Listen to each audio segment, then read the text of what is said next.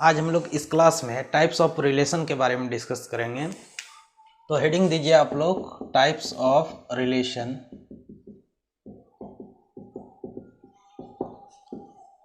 Types of relation, संबंधों के प्रकार। संबंधों के प्रकार।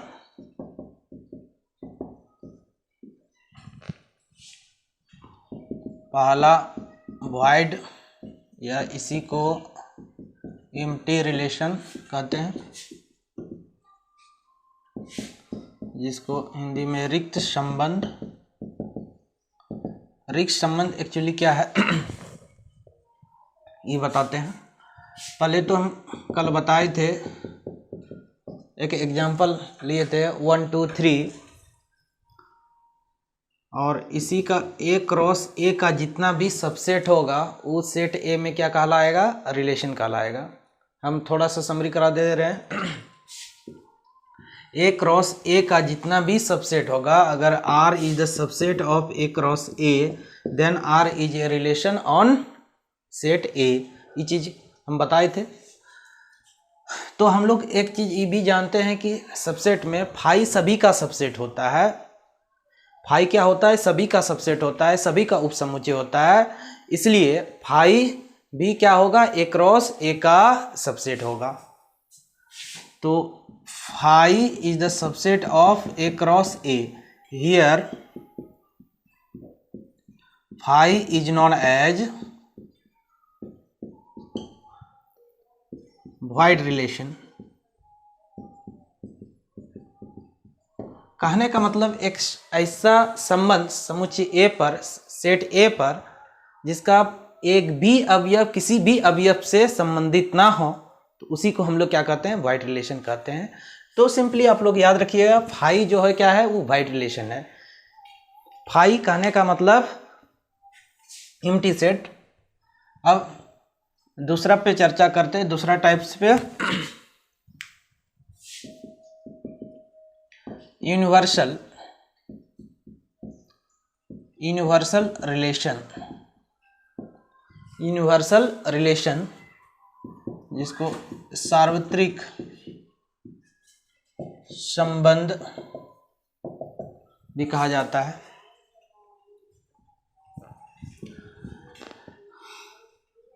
ए cross A is the subset of A cross A. होता है या नहीं होता है?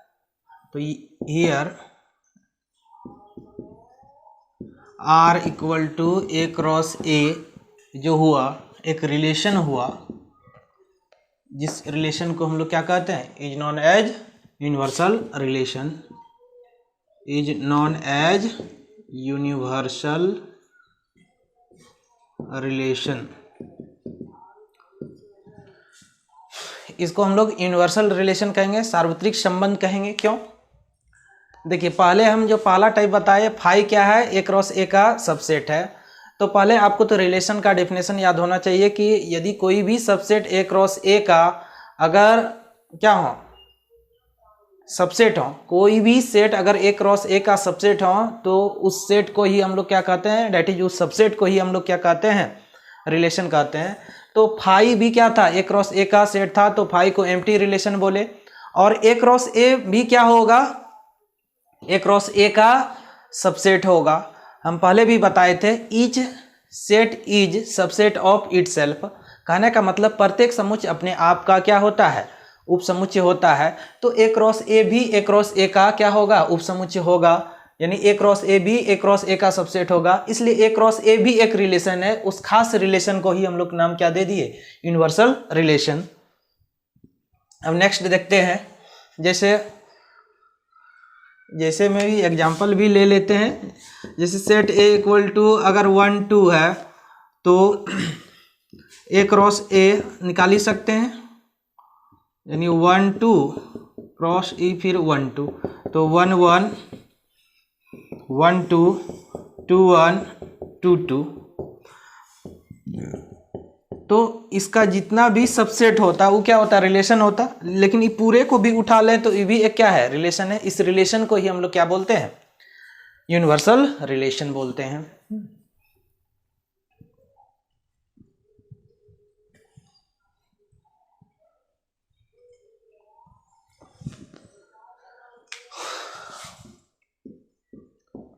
अब तीसरा देखिए, आइडेंटिटी रिलेशन तत्समक संबंध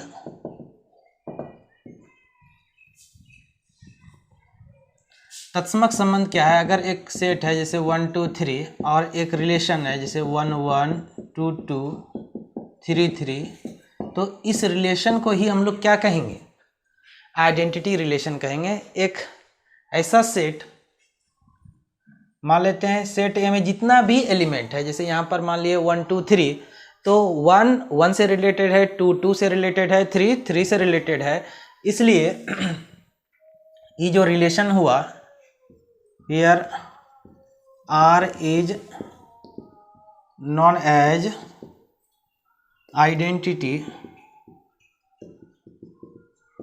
आइडेंटिटी रिलेशन। आर को हम यहाँ पर क्या बोले? आइडेंटिटी रिलेशन बोले। तो याद रखिएगा, आइडेंटिटी रिलेशन एक्चुअली क्या होता है कि सेट ए का जितना भी एलिमेंट है अगर अपने आप से रिलेटेड है, तब उस सेट को ही हम लोग क्या बोलते हैं, सॉरी, उस रिलेशन को ही हम लोग क्या बोलते हैं? आइडेंटिटी रिलेशन बोलते हैं। अब हम लोग देखते हैं वेरियस टाइप्स ऑफ रिलेशन। तो यहाँ पर हम मुख्यतः 3 रिलेशन के बारे में चर्चा करेंगे जो कि बहुत ही इंपॉर्टेंट है, खासकर क्लास 12 स्टैंडर्ड के लिए। पहला है रिफ्लेक्सिव रिलेशन, दूसरा है सिमेट्रिक रिलेशन, तीसरा है ट्रांजिटिव। तो 3 रिलेशन का हम यहाँ पर जिक्र कर रहे हैं। पहला रिफ्लेक्सिव, दूसरा सिमेट्रिक, तीसरा ट्रांजिटिव। और अगर ये तीनों रिलेशन रहता है, अगर कोई रिलेशन रिफ्लेक्सिव भी है, सिमेट्रिक भी है, ट्रांजिटिव भी है, तब उस खास प्रकार के रिलेशन को हम लोग क्या बोलते हैं? इक्विवेलेंस रिलेशन बोलते हैं। इस चीज के बारे में हम लोग सीखेंगे कि कोई रिलेशन रिफ्लेक्सिव कब कहलाएगा, कोई रिलेशन सिमेट्रिक कब कहलाएगा, कोई रिलेशन ट्रांजिटिव कब कहलाएगा। अगर कोई रिलेशन तीनों हो, रिफ्लेक्सिव भी हो, सिमेट्रिक भी हो, ट्रांजिटिव भी हो, तब उस रिलेशन को हम लोग क्या कहते हैं? इक्विवेलेंस रिलेशन कहते हैं। तो इस चीज को हम लोग सीखते हैं।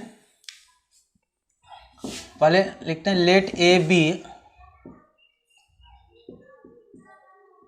ए non empty set and R be a relation defined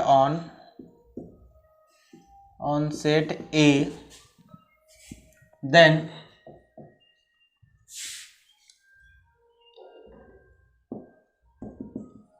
R is said to be first reflexive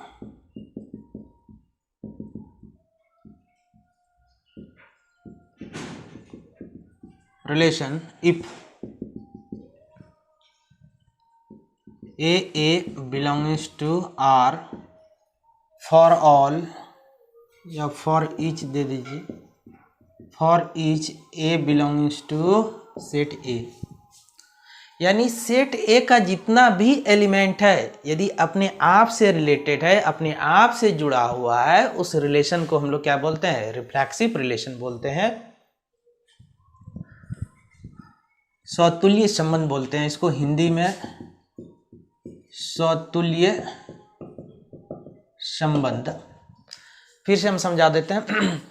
अगर कोई रिलेशन रिफ्लेक्सिव कहलाएगा तो पहले रिलेशन क्या होता है, ये चीज़ तो आपके जहन में होना चाहिए कि ए क्रॉस ए का जितना भी सबसेट होगा वो क्या होगा? रिलेशन होगा।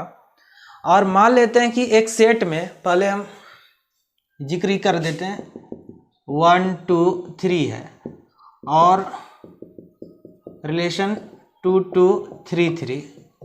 ये जो बात लिखें उसी को हम यहाँ पर समझा रहे हैं। यानी सेट ए का जितना भी एलिमेंट है अपने आप से रिलेटेड है। 1 related to 1, 2 related to 2 and 3 related to 3। तो हम लोग यहाँ क्या कर सकते हैं कि R जो है वो रिफ्लेक्सिव रिलेशन है, और इधर वगैरह वगैरह कुछ हो जाए तो कोई फर्क नहीं पड़ने वाला, इसके आगे कुछ भी हो जाए तो उससे कुछ फर्क नहीं पड़ने वाला। यहाँ पर हम लोग क्या देख रहे हैं, सिर्फ R किस प्रकार का रिलेशन है? रिफ्लेक्सिव है। क्यों रिफ्लेक्सिव है? क्योंकि सेट ए में 3 एलिमेंट है, 1 2 3, जो कि आपस में ही जुड़ा है, यानी 1 1 से जुड़ा है, 2 2 से जुड़ा है और 3 3 से जुड़ा है। इसलिए हम कह सकते हैं कि R जो है यहाँ पर रिफ्लेक्सिव रिलेशन है। और दूसरा यहाँ पर फिर तीनों का पहले डेफिनेशन लिख देते हैं, फिर एग्जाम्पल पर चर्चा करेंगे। Symmetric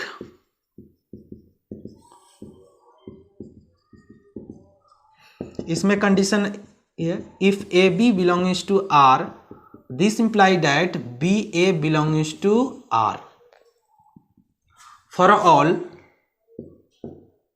A B belongs to set A. Just उल्टा, अगर ए बी है तो इसका जस्ट उल्टा भी होना चाहिए इसी में। जैसे 1 2 अगर बिलोंग्स कर रहा है आर में तो जस्ट इसका उल्टा 2 1 होना चाहिए आर में।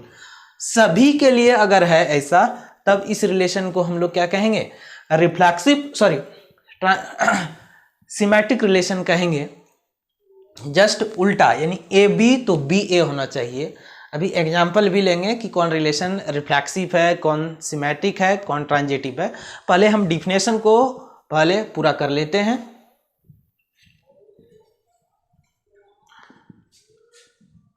और तीसरा ट्रांजिटिव,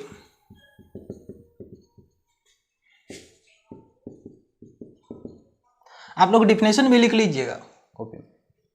तो यहाँ if A B belongs to R and B C belongs to R this imply that, B B को कैंसिल कर दीजिए, बी बी को कैंसिल कर दीजिए तो क्या बच जाएगा, A C belongs to R for all A B C belongs to are.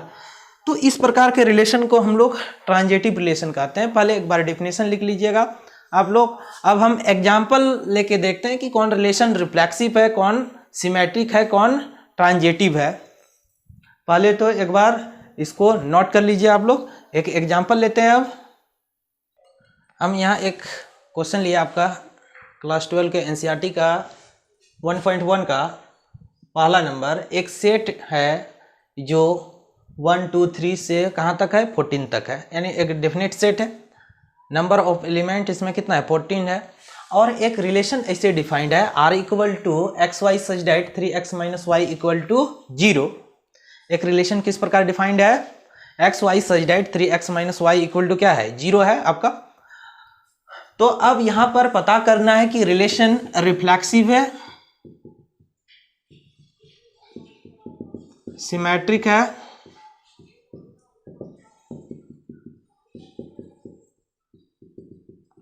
Transitive है। यही चेक करेंगे कि ये रिलेशन जो डिफाइंड है R equal to X Y such that 3x minus Y equal to 0 reflexive है या नहीं है, सिमेट्रिक है या नहीं है, ट्रांजिटिव है या नहीं, इसको हम चेक करते हैं। पहले रिफ्लेक्सिव के लिए डिफिनेशन माइंड में सेट होना चाहिए तभी होगा। और ये जो रिलेशन है, रिलेशन दो फॉर्म में रहता है, एक होता है सेट बिल्डर फॉर्म, दूसरा होता है रोस्टर फॉर्म। तो ये जो आपका लैंग्वेज में यहाँ पर दिया हुआ है ये किस फॉर्म में है आपका, ये है आपका सेट बिल्डर फॉर्म में। तो इसको पहले रोस्टर फॉर्म में चेंज कर लेते हैं। Actually relation x and y के बीच में क्या है, 3x minus Y equal to 0 that is 3x equal to कितना y, और y इक्वल टू हम कितना लिख सकते हैं, 3x। y इक्वल टू कितना हम लिख सकते हैं, 3x। तो कहने का मतलब अगर x का मान हम पुट करें 1 तो y का वैल्यू कितना होगा, y का वैल्यू 3 हो जाएगा। अगर x का मान 1 तो y का वैल्यू 3। अगर 2 लोगे तो कितना हो जाएगा, 6, और 3 लोगे तो कितना हो जाएगा, 9, और 4 लोगे तो 14। 5 ले नहीं सकते हो, 5 इसलिए नहीं ले सकते हो क्यों, क्योंकि अगर हम 5 ले लेते हैं तो क्या आ जाएगा, 15, जो कि इस सेट में 15 नहीं है, सेट ए में 15 प्रेजेंट नहीं है, इसलिए हम 5 नहीं ले सकते हैं। जब x का मान 5 ले रहे हैं तो y का मान कितना आ जा रहा है, 15, जो कि कहाँ पर नहीं है, सेट ए में नहीं है। तो ये किस फॉर्म में था, ये था सेट बिल्डर फॉर्म में, और इसको हम लोग किस फॉर्म में चेंज कर लिए, रोस्टर फॉर्म में चेंज कर लिए, रोस्टर फॉर्म में चेंज कर लिए। अब हम लोगों को चेक करना है कि रिफ्लेक्सिव रिलेशन है। पहला तो क्या है, हम लोगों को तीनों बताना है, कौन रिफ्लेक्सिव है, कौन सिमेट्रिक है और कौन ट्रांजिटिव है। और नोट में आप लोग लिख सकते हैं, if a relation If a relation R is reflexive, symmetric and transitive, then relation R is known as equivalence relation. अगर कोई रिलेशन R रिफ्लेक्सिव भी हो, सिमेट्रिक भी हो और ट्रांजिटिव भी हो तो इक्विवेलेंस रिलेशन कहलाता है. अगर उसमें रिफ्लेक्सिव, सिमेट्रिक है, ट्रांजिटिव नहीं है तो फिर भी वो इक्विवेलेंस नहीं कहलाएगा. कहने का मतलब अगर तीनों है तो वो इक्विवेलेंस रिलेशन कहलाएगा. अगर ये तीनों है तो इसके लिए एक वर्ड आ जाता है इक्विवेलेंस रिलेशन. इसको बोलते हैं तुल्यता संबंध हिंदी में. अगर एक रिलेशन रिफ्लेक्सिव, सिमेट्रिक और ट्रांजिटिव तीनों है तो उस रिलेशन को हम लोग क्या बोलते हैं? इक्विवेलेंस रिलेशन बोलते हैं. तो चेक करते हैं पहला रिफ्लेक्सिव है या नहीं है. ये रिलेशन रिफ्लेक्सिव है या नहीं है. तो रिफ्लेक्सिव के लिए क्या है? सेट ए का जितना भी एलिमेंट है अपने आप से रिलेटेड होना चाहिए, अपने आप से संबंधित होना चाहिए, अपने आप से जुड़ा होना चाहिए, यूँ कह सकते हैं हम. तो सेट ए में कितना एलिमेंट है? 1 2 3 से कितना तक है? 14 तक. तो 1 से जुड़ा होना चाहिए, यानी 1 रिलेटेड टू 1 होना चाहिए, 2 रिलेटेड टू कितना होना चाहिए? 2, 3 रिलेटेड टू 3. तो इस प्रकार यहाँ पर 14 है तो 14 रिलेटेड टू 14 होना चाहिए. प्रत्येक आपस में संबंधित होना चाहिए. लेकिन अगर हम R को ध्यानपूर्वक देखें तो 1 related to 3, 2 related to 6, 3 related to 9, 4 related to 12 है. तो 1 रिलेटेड टू 1 नहीं आ रहा है, ना ही 2 रिलेटेड टू 2 आ रहा है. तो यहाँ से हम कंक्लूजन क्या निकाल सकते हैं, निष्कर्ष क्या निकाल सकते हैं? ये रिलेशन रिफ्लेक्सिव नहीं है. क्यों नहीं रिफ्लेक्सिव है? क्योंकि रिफ्लेक्सिव रिलेशन के डेफिनेशन को फुलफिल ये नहीं कर रहा है. अब दूसरा देखते हैं सिमेट्रिक. सिमेट्रिक है या नहीं है. तो 1 3 बिलोंग्स टू R, यानी 1 3 कहाँ का एलिमेंट है? R का एलिमेंट है यूँ कहें तो. बट 3 1 कहीं दिखाई दे रहा है? जस्ट इसका उल्टा 3 1 does not belongs to R. तो हम यहाँ पर 1 3 बिलोंग्स टू क्या देख रहे हैं? R में है, यानी 1 3 जो एक एलिमेंट है वो कहाँ का है? R का है. लेकिन उसका जस्ट उल्टा जो उसका रिवर्स है 3 1 वो कहाँ पर नहीं है? R में नहीं है. तो यहाँ से हम कंक्लूजन क्या निकालेंगे कि ये सिमेट्रिक रिलेशन नहीं है. क्योंकि सिमेट्रिक रिलेशन का हम डेफिनेशन ही बताए थे. If A B belongs to R, this imply that B A belongs to R. For all A B belongs to R, then that relation is known as symmetric relation. तब उस संबंध को हम लोग क्या बोलते हैं? सम्मित संबंध बोलते हैं. तो ये सम्मित नहीं है. क्यों नहीं है? जस्ट इसका उल्टा यहाँ पर प्रेजेंट नहीं है. एक देखो, अगर 1 3 मान लेते हैं कि 3 1 मिल जाता, तब देखते हैं कि 2 6 का उल्टा 6 2 है या नहीं है. अगर इसका भी मिल जाता तो फिर इसका देखते, यानी सभी का देखते कि जस्ट उल्टा है या नहीं है. अगर सबका उल्टा प्रेजेंट रहता तब हम लोग क्या कहेंगे? उस सम्मित संबंध है, अन्यथा उस सम्मित संबंध नहीं है. अब देखते हैं कि ट्रांजिटिव है या नहीं है.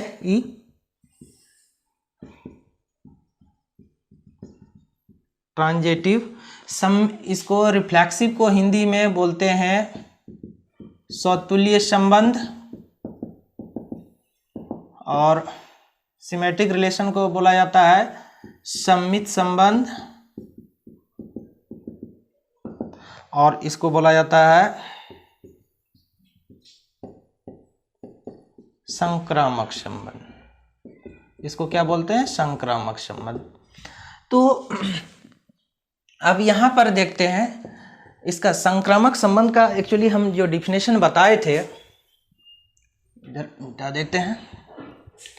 संक्रामक संबंध का डेफिनेशन याद कीजिए. A B belongs to R and B C belongs to R.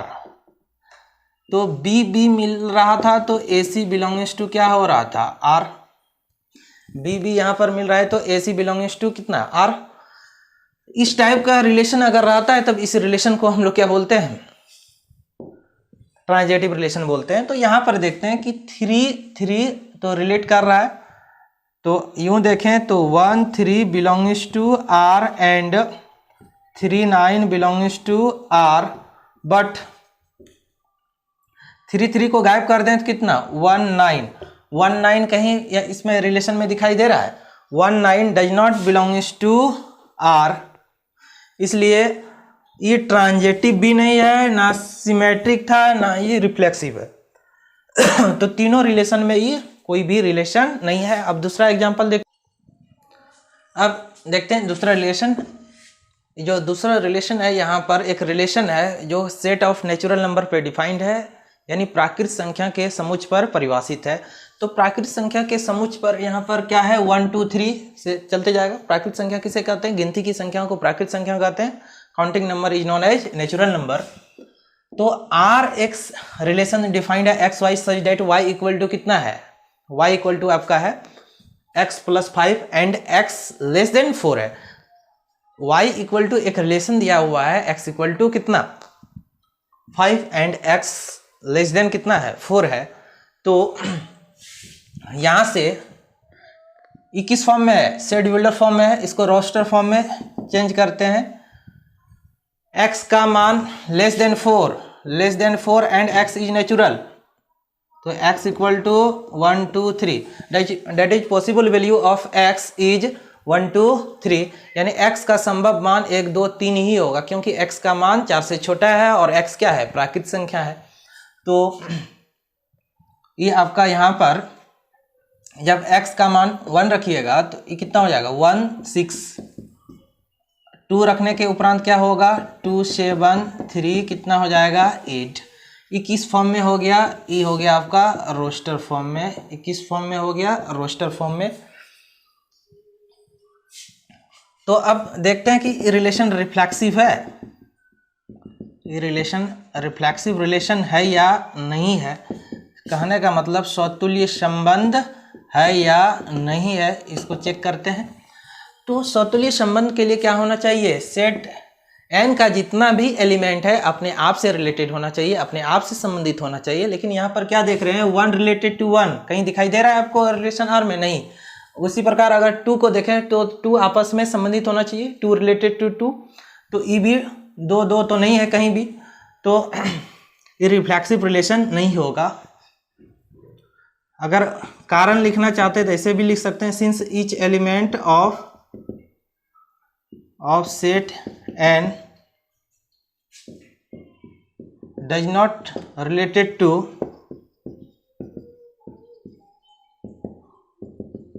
itself, therefore R is not a reflexive relation।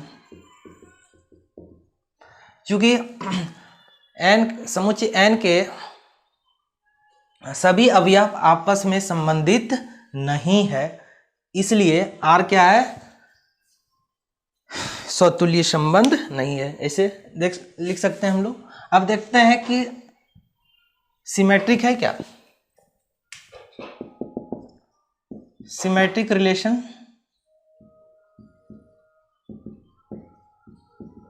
Symmetric मतलब संविद रिलेशन भी नहीं है, since 1 6 belongings to R but 6 1 है कहीं, does not belongings to R, just उल्टा भी होना चाहिए। तो ये भी सिमेट्रिक रिलेशन भी नहीं है। ट्रांजेटिव देखते हैं कि ट्रांजेटिव है या नहीं है। ट्रांजेटिव रिलेशन है या नहीं है, देखिए कहीं तो मिल ही नहीं रहा है, उस कंडीशन को फुलफिल कर ही नहीं रहा है, तो इसलिए ये ट्रांजेटिव रिलेशन भी नहीं होगा। अगर इस टाइप का वीडियो आप लोगों को अच्छा लग रहा है तो कमेंट करके बोलिएगा और फिर बना दीजिए, तो इस टाइप का हम वीडियो और प्रोवाइड कराते जाएंगे। तो अगर आप लोगों को कुछ समझ में आया होगा तो कमेंट बॉक्स में अवश्य लिखिएगा सर कि हाँ इस टाइप के वीडियो से हम लोगों को सहायता मिल रहा है, हेल्प मिल रहा है। आज इतना ही रखते हैं।